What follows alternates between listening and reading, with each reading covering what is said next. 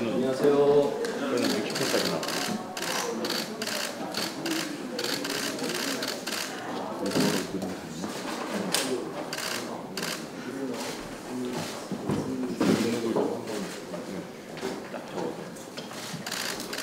안녕하십니까. 반갑습니다. 바른미래당 제49차 원내 정책회의를 개회하겠습니다.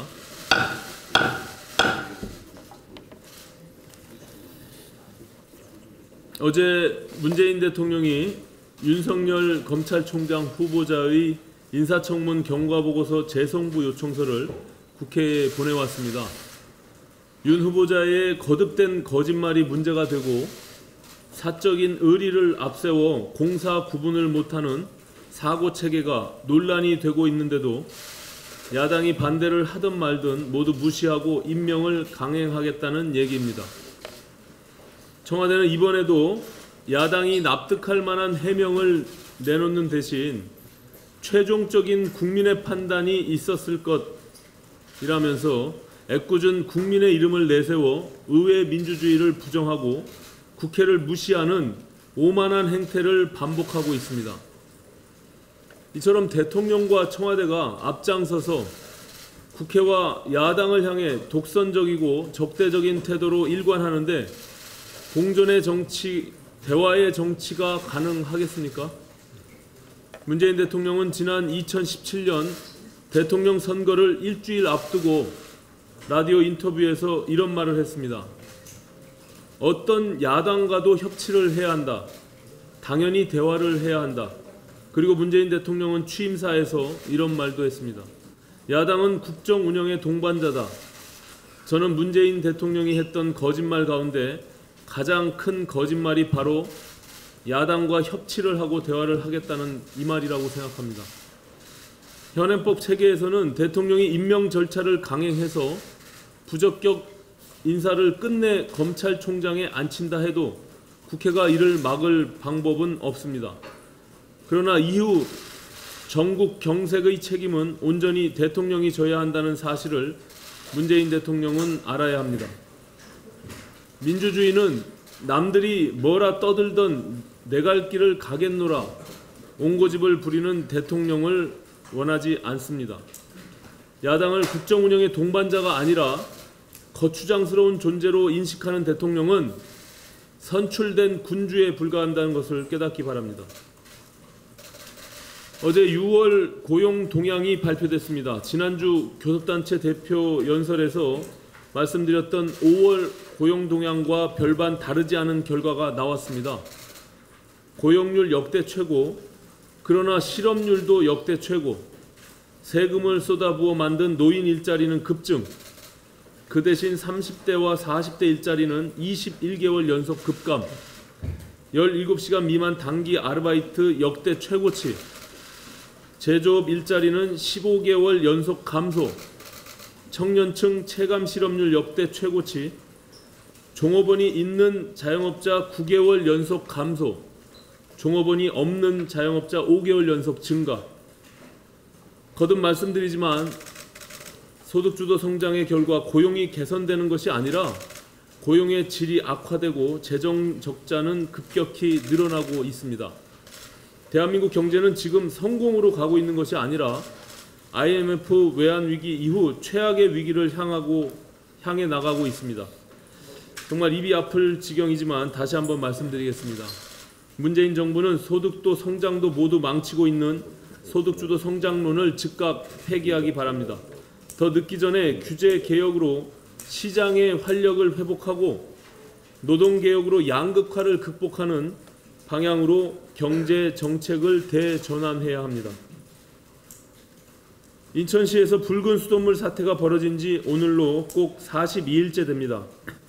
피해 지역 주민 가운데 피부 질환이나 위장염 등 붉은 수돗물 관련 질병을 호소하는 주민만 1,500명에 육박하고 있습니다.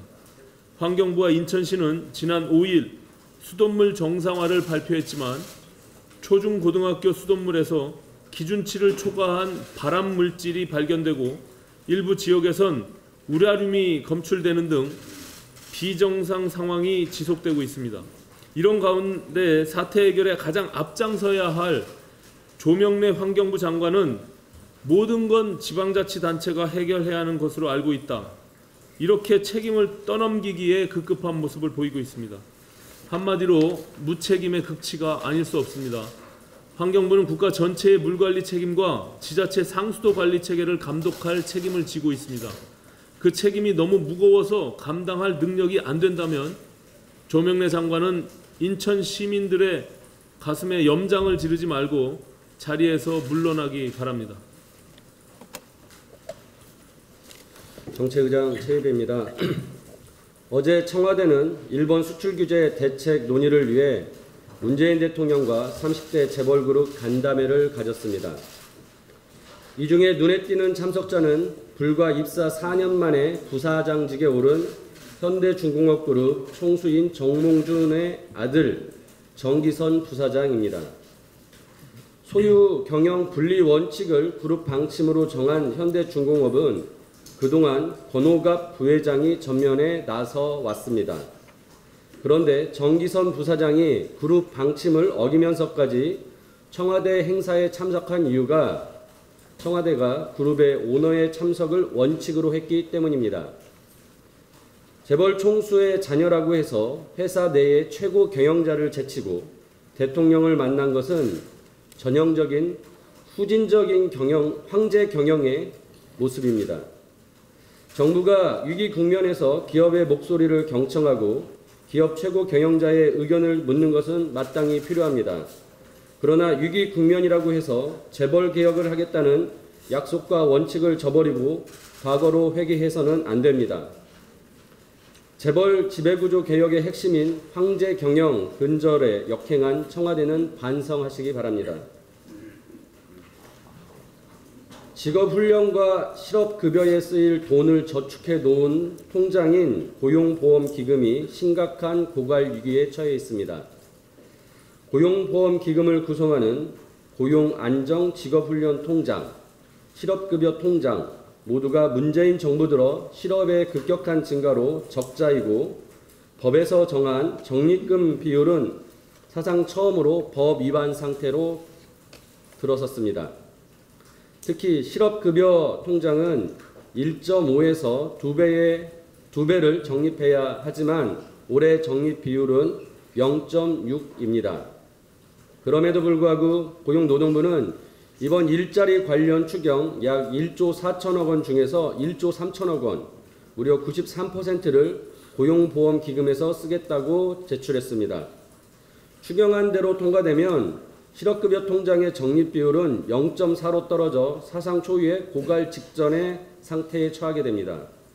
이런 상황에서 일반 회계로 기금을 더 보충하자는 바른미래당의 의견을 기재부는 계속 반대하고 있습니다.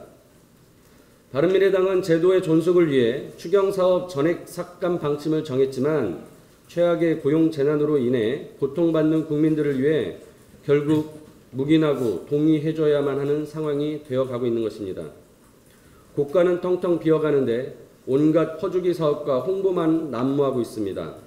비겁하고 무책임한 정부와 여당은 대책다운 대책을 제시하기 바랍니다. 주한 일본 대사는 8일 일본의 수출규제 조치 배경 관련하여 단지 강제징용자 문제 때문만은 아니다. 양국 간의 신뢰 관계가 무너졌기 때문이다 라고 발언했습니다. 이러한 외교 문제는 일본뿐이 아닙니다. 한미 정상통화 유출 사건, 말레이시아 베트남 대사의 갑질 사건 등 외교부 내 문제의 본질은 무분별한 낙하산 캠코더 인사에 있습니다. 외교관 출신이 아니지만 대통령이 임명한 특임 공관장은 현재 30명인데 이 중 외교 경험이 전무하고 전문성이 없는 캠코더 인사가 총 15명으로 50%에 해당합니다. 외교의 최우선은 국익이 되어야 합니다. 국익이 중심되는 외교의 핵심은 인적 네트워크와 전문성입니다. 전문성이 없는 낙하산 캠코더 인사로 외교 라인이 붕괴되고 있는 것입니다. 청와대는 외교 라인에 대한 전폭적인 인사 교체를 하고 외교부는 강력한 쇄신을 추진하기 바랍니다. 이상입니다.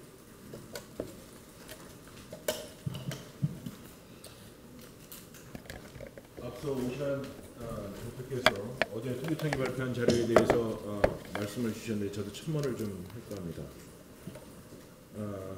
어제 통계청이 발표한 고용 동향에 따르면 고용률이 역대 최고 수준이라고 합니다. 해당 통계가 작성되기 시작한 1989년 이후 동월 기준 최고치입니다. 그런데 실업률은 4.0%로 IMF 외환 이후 처음으로 6개월 연속 4%를 기록했습니다. 고용률은 최고 수준인데 실업률도 최악의 수준으로 치닫는 기상천외한 성적표가 5월, 6월 연속해서 등장하게 된 것입니다. 어제 이낙연 총리는 신용현 의원과의 대정부 질의응답 과정에서 이러한 현상들이 경제활동이 활발하게 일어나다 보니까 나타나는 자연스러운 현상이라는 궤변을 늘어놓았습니다. 현 정부의 이러한 경제 인식이 더 이상 놀랍지는 않습니다만 마지막 당부라는 생각을 가지고 이 문제를 다시 한번 언급하고자 합니다. 해당 통계를 살펴보면 정부 일자리 재정의 주 투입 대상인 60세 이상의 취업자 수는 큰 폭으로 증가폭이 아주 큰 반면 전체 취업자의 44.1%에 해당하는 핵심 노동 연령대라고 할 수 있는 30, 40대 취업자 수는 2019년 상반기 내내 감소를 기록하고 있습니다. 또한 문재인 정부 출범 이후에 막대한 재정을 쏟아부은 보건업, 사회복지 서비스업의 취업자 수는 줄곧 계속 증가하고 있는 반면 대한민국 산업의 주축이라고 할 수 있는 제조업 일자리의 감소는 지속되고 있습니다. 특히 한 주 17시간 이하 근로자가 지난 5월에 이어 6월에도 지난해 대비 20만 9천 명, 약 13% 정도 증가한 것으로 나타났습니다. 고용이 늘어났다고 자화자찬하고 있지만 지속가능한 양질의 일자리가 아니라 초단시간 알바 일자리만 계속해서 늘어나고 있는 것입니다. 시장에서 자연 발생적으로 늘어나야 하는 일자리는 줄어들고 정부가 재정을 투입해야만 늘어나는 공공일자리, 초단기 알바 일자리만 늘어나고 있는 겁니다. 문재인 정부의 경제정책이라는 것이 문재인 정부가 꿈꾸고 계획했다는 그 경제정책이라는 것이 이런 상황을 목표로 한 것인지 다시 되묻지 않을 수 없습니다. 정부의 무지와 투박함이 일자리에서도 이런 기이한 현상을 만들어내고 있는 것입니다. 공든탑은 무너지지 않는다고 했는데 건국일에 쌓아 올린 우리 경제 공든탑이 매우 위험한 지경에 처해 있습니다. 국민들의 피와 눈물, 땀, 그 노력의 성과가 무너지지 않도록 정부는 다시 한번 경제정책을 되돌아볼 필요가 있겠습니다. 이상입니다.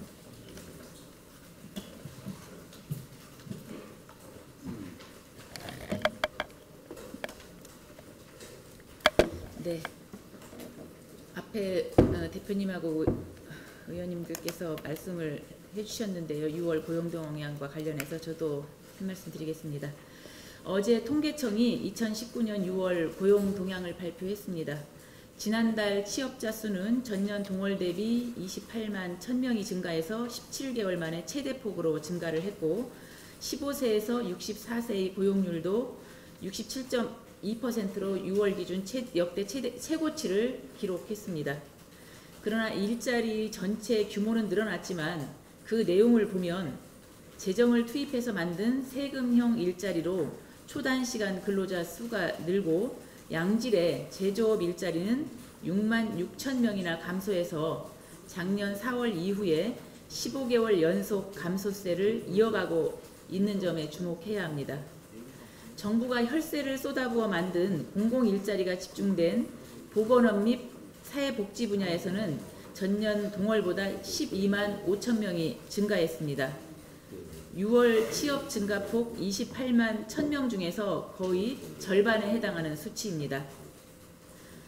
그런데 주목할 점은 실업자 수는 113만 7천 명으로 6월 기준으로 보면 1999년 이후 최대치 라는 것입니다. 특히 우리 경제의 허리로 통하는 30, 40대의 취업자 수가 21개월째 감소세를 보이고 있습니다. 한창 일할 30, 40대의 실업자가 늘었다는 의미입니다. 고용 회복의 흐름을 보려면 어떤 일자리가 늘어나고 어떤 일자리가 줄어들었는지 살펴봐야 합니다. 이번 6월 통계와 같은 구조로 취업 증가 폭이 늘어난다면 우리 경제는 더욱 위기로 치달을 수밖에 없습니다. 정부는 부가가치 창출의 대부분을 책임지는 양질의 제조업 일자리가 줄고 혈세를 투입하는 단기 일자리가 늘어나는 것에 대해서 심각하게 고민해야 합니다. 점점 세수는 줄어들고 경제가 침체되는데 민간 부분이 부양해야 할 공공 부분만 늘어나게 되면 결국 고스란히 국민 부담으로 남고 경제 위기 수렁으로 급속도로 빠져들게 될 것입니다. 더 이상 세금으로 단기 일자리를 감당하지 못하는 순간이 오기 전에 정부는 이제라도 소득주도 성장의 실패를 인정하고 기업들이 적극적인 투자를 통해서 중장기적인 양질의 일자리를 만들 수 있도록 정책 방향을 바꿔야 합니다. 이상입니다.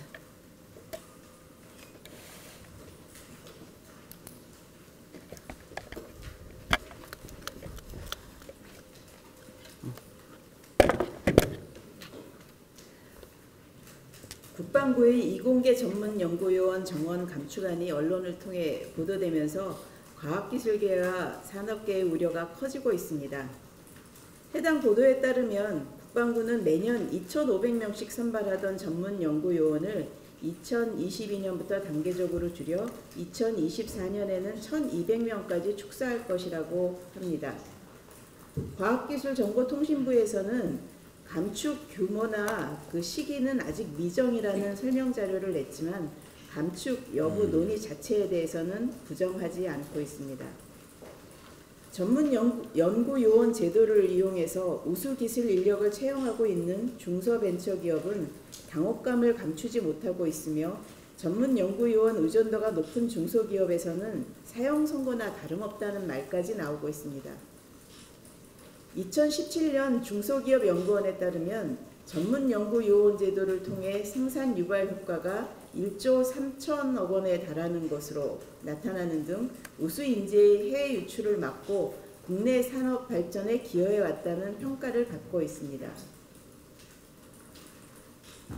서울대, 카이스트, 포항공대 등을 대상으로 한 조사에서 전문연구요원 제도가 박사과정 진학 결정에 영향을 미쳤다는 응답도 80%로 나왔습니다. 그동안 국방부는 병역자원 부족 등을 이유로 전문연구요원의 제도 축소를 지속적으로 제기해왔습니다. 하지만 현대전, 미래전에서 국방력의 핵심은 병사의 숫자가 아닌 로봇 등 첨단 무기로 대표되는 과학기술과 경제력에 있습니다. 특히 과학기술 경쟁이 심화되는 4차 산업혁명 시대 이공계 인력은 국가 경쟁력을 좌우하는 필수 자원입니다. 전문 연구 요원의 축소가 오히려 국력 약화로 이어질 수 있다는 우려의 목소리를 새길 필요가 있습니다. 국방부와 과기정통부 등 정부 당국은 국가 경쟁력과 국방력 증진에 필요한 역할을 해온 전문 연구 요원 제도 감축 계획을 철회할 것을 강력하게 촉구하는 바입니다. 네.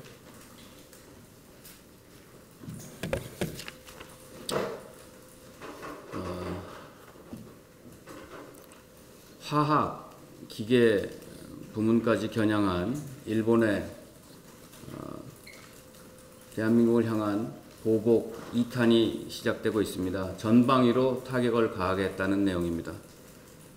화이트 국가에서 제외까지 된다면 전략물자 1,100여 종에 대한 규제가 시작됩니다.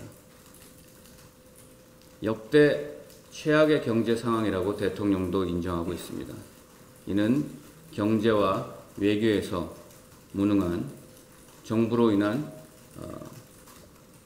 정말 참사라고 얘기하지 않을 수 없습니다. 지난 화요일 내일부터 시작되는 예결위 준비를 위한 간사회의가 있었습니다. 당시 저는 바른미래당을 대표해서 일본과의 분쟁에 따른 산업과 기업을 보호하기 위해서 정말 지금 시급한 내용이 무엇인지 그 부분에 대해서도 추경에서 논의가 될 수 있다라는 발언을 9시 30분경에 했습니다.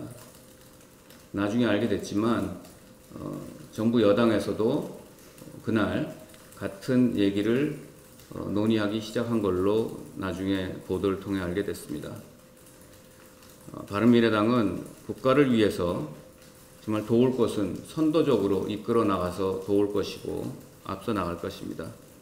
이번 추경에서 불필요한 예산, 상시적으로 이제는 상습화되다 한 본 예산에서 해야 될 내용을 추경에 넣는 것은 다 매섭게 걷어낼 것입니다. 일본과의 분쟁에 대한 한국 산업 기업을 지원할 때 필요한 조사 기준을 몇 가지 말씀드리고자 합니다. 첫 번째는 산업별 기준이 되겠습니다. 일본 기업의 원천 기술 독과점으로 인해 의존도가 높은 소재 및 부품을 대상으로 할 수 있습니다. 참고로 수입 다변화를 통해서 극복 가능한 소재 및 제품에 대한 지원은 참고 대상이 아닐 것입니다. 이 중에서 현재 또는 향후 규제 예상이 되는 소재 및 부품이 해당할 것입니다. 또한 그 내에서 국내 기술 개발로 일본의 원천 기술을 극복할 가능성이 높은 소재 및 부품도 대상이 될 수 있습니다. 두 번째는 기업별 기준을 말씀드리고자 합니다. 상기 소재 및 부품의 의존도가 큰 기업들이 해당될 것입니다. 이들 기업에 대한 경영 및 금융 유동성 지원 방안도 논의해 볼 수 있습니다. 마지막으로는 우선 현재 긴급으로 필요한 부분에 지원을 하되 향후 본 예산에서 이런 한국 제품의 대일 의존 관계를 고려한 R&D 예산도 필요할 수 있습니다. 이를 통해서 장기적인 국산화 로드맵 제출을 해야 할 것입니다. 왜냐하면 대일 무역 전쟁은 일회성이 아니라 앞으로는 장기적으로 우리가 극복해야만 할 대상이기 때문입니다. 다시 한번 말씀드립니다. 정부의 경제적, 외교적인 무능으로 국민의 등골이 휘고 있습니다. 이제는 뭐가 잘못됐는지 인정할 것은 인정하고 정신을 차리는 그런 때가 됩니다. 용기를 내서 대폭적인 정책 수정이 필요합니다. 대한민국이 나락으로 더 이상 떨어지지 않기 위해서 문재인 대통령을 비롯한 정부 당국자들의 정직하고 진정한 용기가 필요합니다. 이상입니다. 이동수 원내수입니다. 한일 간 무역 맞보복만은 인산합니다. 일본 정부가 기습적으로 한국에 대한 수출 규제를 발표하면서 우리 사회에도 맞보복 요청하는 국민청원이나 일본 제품 불매운동 움직임이 나타나고 있다고 합니다. 일본의 치졸한 경제 보복 조치에 대해서 당연히 분노해야 마땅합니다. 그러나 우리 국민 모두가 잠시만 흥분을 가라앉히고 따져봐야 할 일이 있습니다. 이번 사태에서 명확하게 드러났듯이 우리의 주력 수출품, 반도체, 자동차, 화학 제품의 필수 설비 상당수가 일본에서 들어오고 있다는 사실입니다. 또 일본은 한국에서 생산된 부품을 수입해 완제품을 만들어 그동안 수출해 왔습니다. 이 분야들은 이만큼 양국의 협업을 통해서 동방성장하는 수평적 교역을 해왔다는 것입니다. 지난해 우리나라 교역 상대국 중 일본의 유상은 수출 5위 120억 달러, 수입 3위 204억 달러로 1965년 국교 정상화 이후에 우리나라가 한반도 무역 흑자를 내지 못하고 있는 게 현실입니다. 반대로 일본은 우리나라가 수출 6위 204억 달러, 국가로서 일본 무역 주지의 큰 부분을 차지하고 있는 것이 현실입니다. 양국 관계가 좋지 않을 때마다 거론되는 경제보복의 악순환은 결국 양국 경제를 무너뜨리는 자충수가 될 수밖에 없다고 본의원은 생각합니다. 우리나라는 교육을 통해서 세계사에 유례없는 단기 고성장 신화를 만들었습니다. 자유무역 확산의 가장 큰 수혜자 중에 한 곳이 바로 우리나라입니다. 지난해 우리 경제의 무역 의존도가 70.4%에 달합니다. 일본에 대한 경제 맞바복은 우리나라 성장의 근간인 자유무역의 원칙을 스스로 무너뜨리는 교각사루, 즉 소를 교정하려다 소를 잡는 우를 범할 수 있음을 정부는 명심해야 됩니다. 정부와 국민들의 대일 감정은 경청하되 정부 정책과 대책에 반영하고 일본에 대한 맞바복이 아닌 국제사회를 대상으로 일본의 부당성을 설명해 일본의 철회를 압박하는 등 가능한 대응 조치를 밟는 게 순서라고 본의원은 판단합니다. 당시 세계 주요 언론들이 우리나라를 지지하는 것도 정부는 우리 우군에 적극 활용해야 됩니다. 아울러 정부는 이번 사태를 통해 드러난 핵심 소재에 대한 일본 의존 등 우리 경제 취약점을 개선하기 위한 획기적인 방안도 조속히 강구할 것을 촉구합니다. 불고기 많은 한일 관계에서 마지막 버팀목으로 작용한 것이 경제협력이라고 본의원은 생각합니다.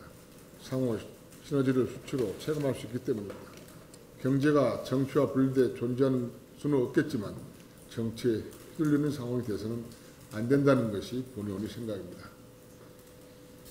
한일 간의 정치 갈등이 양국 국민의 악감정을 부추기고 경제협력이라는 최후 보루까지 무너뜨리는 우를 보면서는 안 된다는 말씀을 문재인 정부에게 강력히 요구합니다. 이상입니다.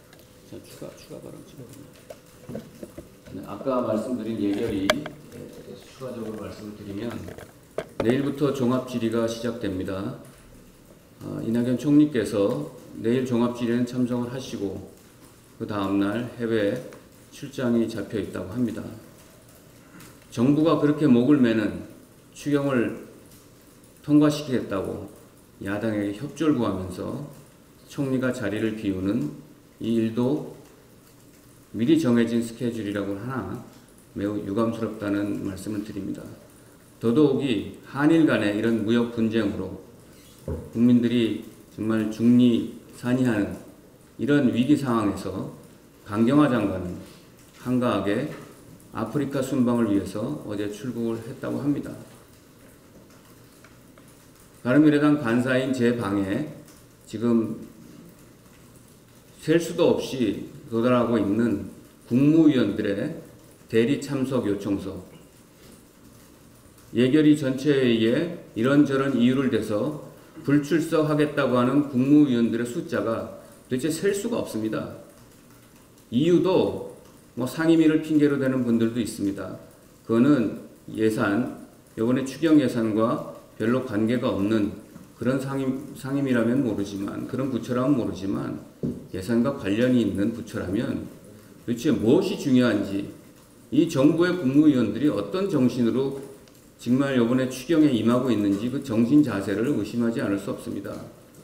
또 어떤 국무위원은 국가 행사도 아닌 민간 기업의 행사에 참여하기 위해서 예결위에 참석을 못하겠다고 보내오질 않나. 더 가관인 것은요, 어떤 분은 대체 언론사 인터뷰가 잡혀 있다고 예결위 참석을 못하겠다고 불출석하고 자기 밑에 다른 분을 출석시켰다, 이런 정신 나간 짓들을 하고 있습니다. 내일부터 추경심사가 정상적으로 될 수 있을지 저는 자신이 없습니다. 정부가 정신 차리고, 요번에 바른미래당은 이런 정신 나간 국무위원들의 예결위 추경심사를 등한시하고 가볍게 보면서 중요하다고 이율 배반적인 행위를 하고 있는 이런 불출석 사유에 대해서는 일절 응하지 않고 불허할 것이라는 걸 분명히 말씀드립니다. 예, 저도 한 말씀 추가로 드리겠습니다. 잘 아시다시피 어제 국민의당 리베이트 의혹 사건에 대해 대법원이 최종 무죄 확정을 했습니다. 이에 관련해서는 우리 당의 의원님들이 이후 성명을 발표할 예정에 있습니다. 저는 조국 수석이 한 그 당시에 SNS 글과 관련해서 한 말씀 드리겠습니다. 당시 조국 수석은 사건 직후 나는 이 사건은 프로의 솜씨라며 특검과 반칙과 편법이라고 매도하는 글을 페북에 올렸습니다. 바로 이게 그 캡처한 문제의 글입니다. 프로의 솜씨는 조국 수석의 그 잘난 낄 때 안 낄 때 다 끼는 그 SNS의 필력이 아닐까 싶습니다. 조국 수석의 SNS 영향력으로 볼 때 당시 국민의 열망에 부응해 돌풍을 일으켰던 국민의당의 제3정당의 싹을 짓밟아 버리는데 일조했다는 건 부인할 수 없는 사실입니다. 적폐 양당의 폐해를 비판해야 할 학자로서의 양심보다는 오히려 양당 언저리에서 양당제 공고화를 거들었던 분이 조국 수석이었다는 비난에서 자유로울 수는 없다고 생각합니다. 이번 대법원 무죄 판결에 비춰보면 조국 수석은 법학 교수로서의 법적 소양은 어줍지 않은 것으로 보이는데 이제라도 당사자들과 국민들께 정중하게 사과할 용의가 없는지 공개적으로 묻지 않을 수 없습니다. 이상입니다. 비공개로 전환해서 계속 회의를 진행하겠습니다.